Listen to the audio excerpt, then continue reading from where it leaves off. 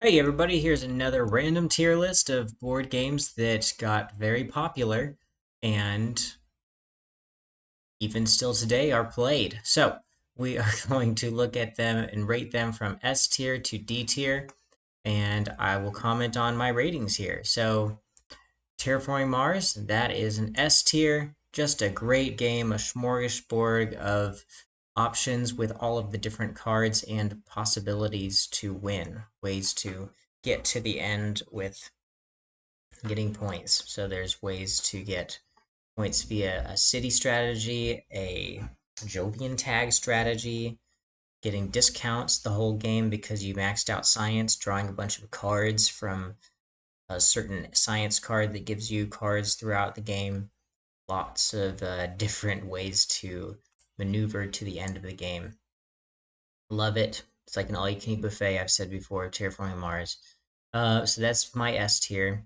Next up, I would probably put Star Wars Rebellion on this as my second favorite. And Feast for Odin probably be my third favorite. Got these Vikings that need fed and got to get points as well. Polyominoes, love that mechanism.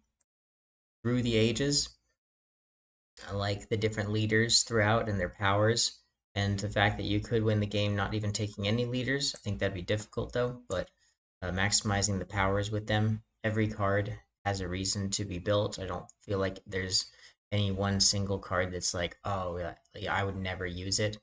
But at the same time, there's a tier list of wonders, a tier list of leaders, a lot of strategies that go into it. So a lot of meaningful decisions and through the ages. You also, I love in the game, you have to balance the military versus getting points throughout the game. If you completely focus on points, you will lose to the military. If you do well enough in the military just to defend yourself, then you might get hurt a couple times from some of the conflicts, but you'll eke out a win potentially in the end. And that balance is just so striking. Love it. Viticulture, another great game. This one, your worker placement, and I love the strategy of getting a bunch of workers. I also love that the game's about making wine, and you can totally win the game without making a single wine.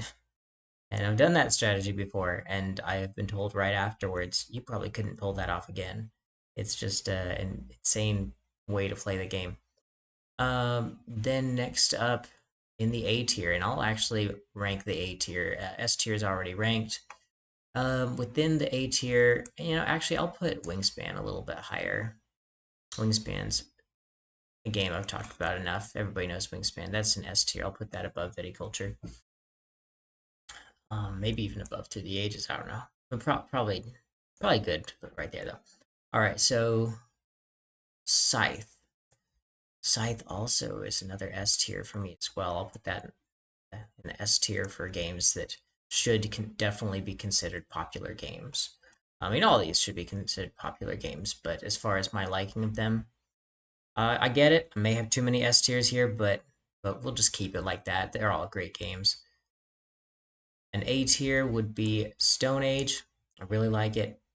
You're gathering a bunch of workers, just like viticulture, the strategy of building a bunch of extra workers. Stone Age has a way to get extra workers, and I love that you have to spend two workers to get another worker, so it's very costly to build new workers.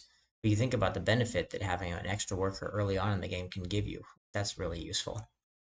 Um, and then next up, I would put probably Catan as another A tier. Root, I'm going to downgrade just to a B tier. It's all right, but I think the negotiation in it allows for some of the factions to be able to king make. Catan does that too, though, so maybe I should put Root back up in A tier. I don't know, that Catan does it in a way that I think is a little bit more manageable. Um, yeah, if everybody's playing to win, the negotiation thing should not be a factor. I just have more fun playing Catan. All right. Any other negotiation games in here? Munchkin. Munchkin's a negotiation game. In Munchkin, you open up a door and then see what's inside. It could be a monster. It could just be an event that happens. But opening up the door, you might encounter a monster and then you fight it. If your level and all your bonuses adding to your level beat your opponent, your monster's level, and any bonuses that they add to their level, then it's a straight numbers game, and whoever wins uh, gets the consequences of winning. The player gains a level and potentially can modify it to gain 2 levels. Some monsters are so powerful they outright give you 2 levels. If the monster wins, then you get the bad stuff. And every monster has their own unique bad stuff. Sometimes the bad stuff is not that bad. And so you can strategize and say, okay, I'll just take this bad stuff. It's not that bad. Or you can spend all of your bonuses to beat a weak potted plant that does nothing to you if it beats you. But if you think the potted plant does nothing if you can't defeat it. But if and save those bonuses for a future time. But if you don't save them and you spend them all on the potted plant in the future when there's some like demon that makes you die in the game or lose all of your equipment, then like if there's a one that makes you lose your foot gear or whatever, and you don't have any foot gear or you have a weak sauce foot gear, you're okay with that slime monster doing that to you. But going back to negotiation in Munchkin, if you are very close to beating the monster, but you need some help, you can call out for buddies to help you fight them. And if they're an elf player, they will gain a level with you. But in most cases, they don't gain the level with you. So you need to offer them some sort of reason to help. And I love the negotiations in it. The negotiations are somewhat binding. You can say, hey, this monster provides 3 treasures.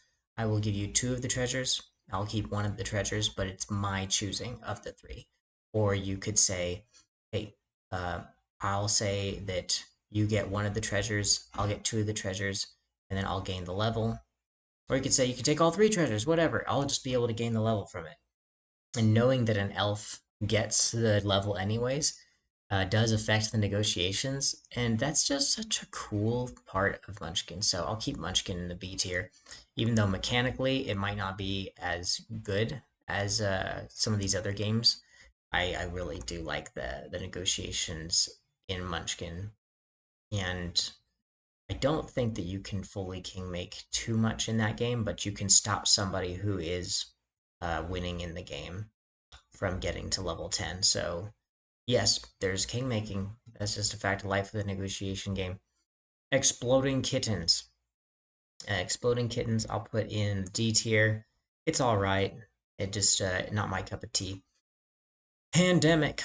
Pandemic, pretty good one. I'll put it in C tier. I'd rather play a Pandemic Legacy, but just overall, it's an okay cooperative game, and it's a good system, pretty clean, and then you add a bunch of other things to the system, and then it gets even better. We forgot to talk about Ticket to Ride, Chess, and Citadels. So Ticket to Ride, I'll keep it at A tier. It's just a little bit less than Catan for me, but I think it's in the same level of weight as Catan. So if you like that level of complexity, you probably would like Ticket to Ride. I like the route building. I like the secret objectives in Ticket to Ride. Games that have secret objectives where at the end of the game you're not exactly sure who's going to win. Those can be very exciting. I'm looking at Wingspan. I'm looking at Through the Ages. Those can be very exciting to play. Chess. Chess is fine. I'm definitely not like some master at all at chess. Uh, very much a noob. So I just know how the rules are. So are done. So I'll put it in C tier. It's just all right for me. And then Citadels. I'm gonna put at at C tier as well. It's all right.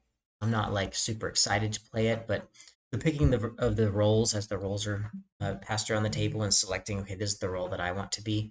That is kind of exciting.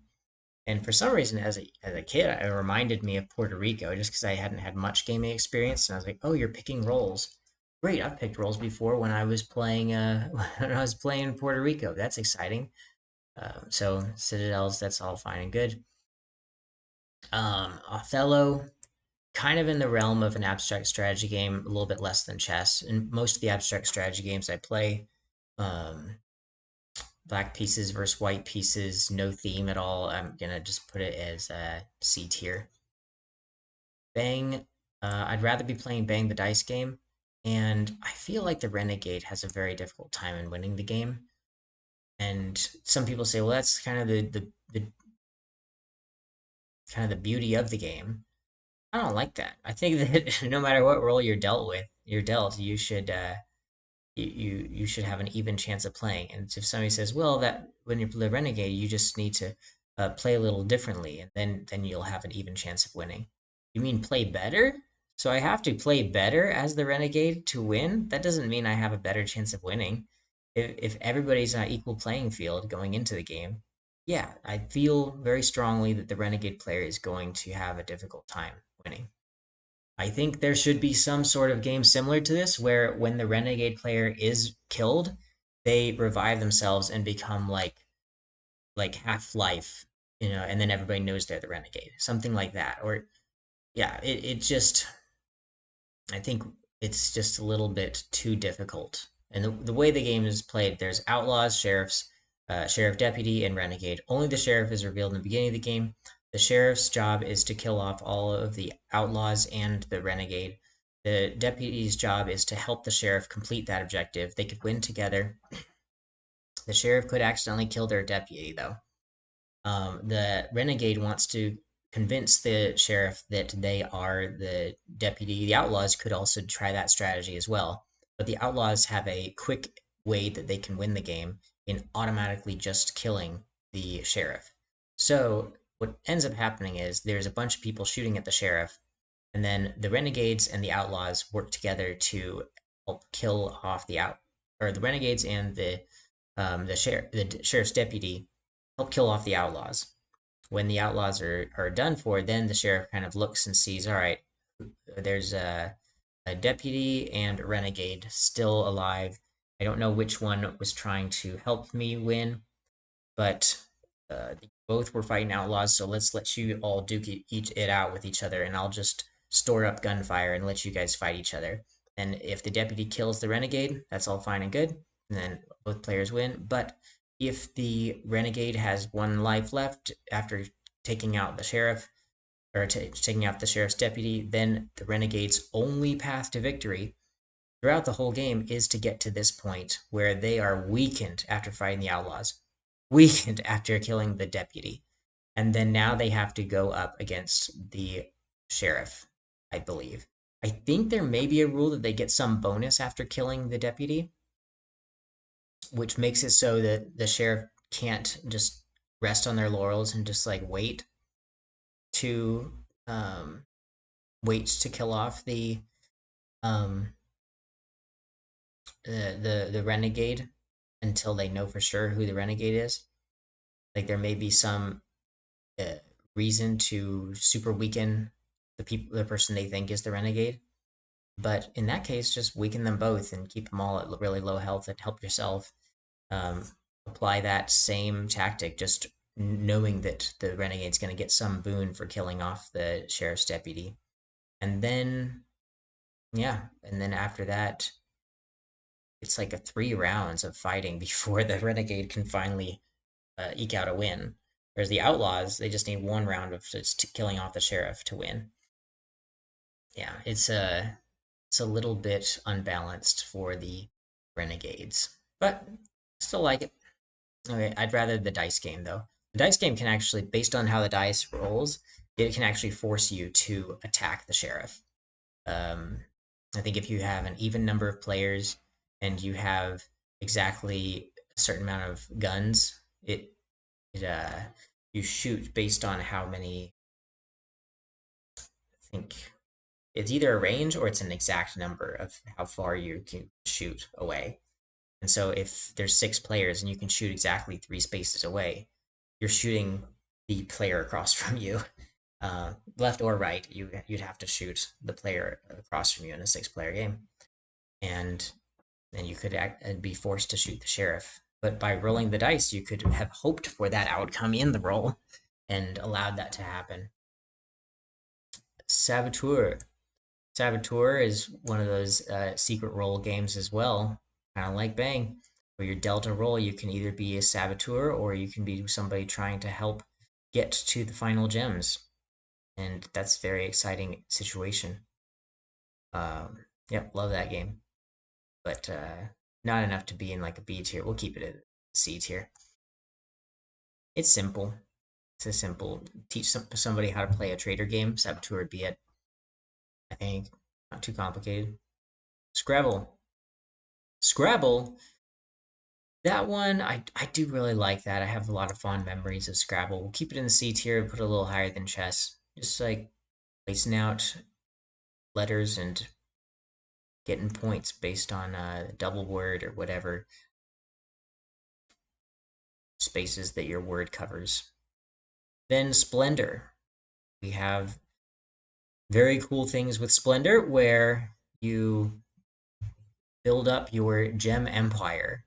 As you place these cards that you gain from spending gems, in the future you will be able to buy cards spending less gems. You'll get discounts. Also, some of the cards give you points. Towards the end of the game, some of these higher point cards become very cheap because you've been building your engine.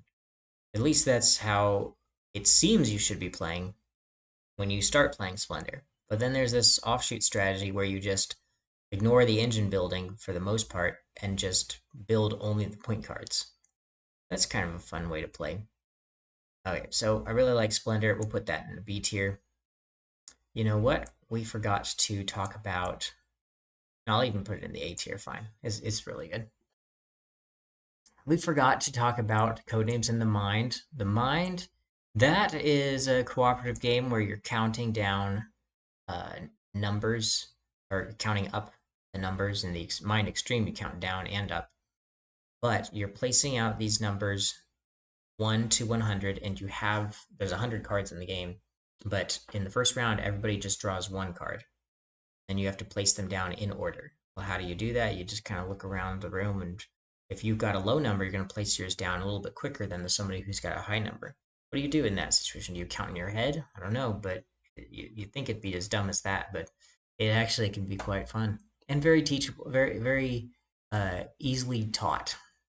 Um, so then code names. Code names is a pretty fun word game. You say something like Christmas 2, and then that person looks at the board and they see a word for elf and a word for tree, and they go, ah, okay, Christmas and tree. Okay, those are the two. And they go, oh no, I didn't see the tree there. Tree was actually not the word I was wanting you to guess. There was a word for red, and then there was a word for elf. And I thought Christmas is like red colors, and then there's also elves. So you got the elf right, but I didn't think about tree. Sorry. Okay, so we lost. But that's basically how Codenames works. You could make a bunch of funny YouTube videos with how people can guess wrong clues with Codenames. I'll leave it at B tier. It's pretty good. I also like the Codenames pictures. I really love the Codenames duet. I'd put the Codenames duet at an A tier. Um, but yeah, very, very good game. Then we go down to the D tiers currently. So I actually took this list from somebody else's list, and they had Seven Wonders as a D tier. I don't believe it should be a D tier. I believe it should be just below Splendor right here in an A tier. It's got a lot of great stuff about it. Now, Carcassonne, sure, like we can put that as a D tier. I'm fine with that. Monopoly, yeah, not a lot of hobby gamers are going to have a lot of love for Monopoly, and I'm kind of in the same realm.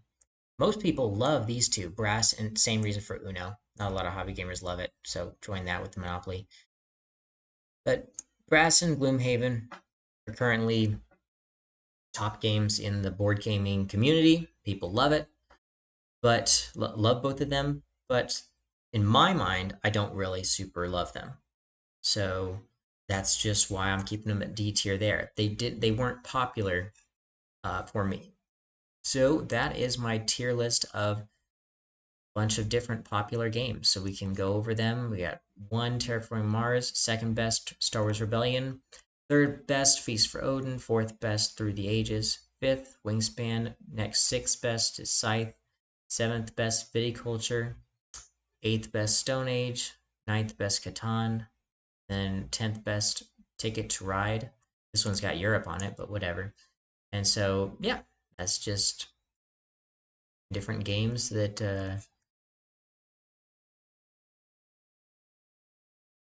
about 30 games, I'd say, that we were able to go through, talk a little bit about, and where I rank them. So if you have similar ideas as me, then go buy these S tiers. If you're exactly opposite than me, that's even better, often of a way to know what games to get. And in those cases, you want to be grabbing the bottom D tier. Grab the Gloomhaven and sure, grab Brass, and you won't be sorry. Thanks so much for watching. Take care.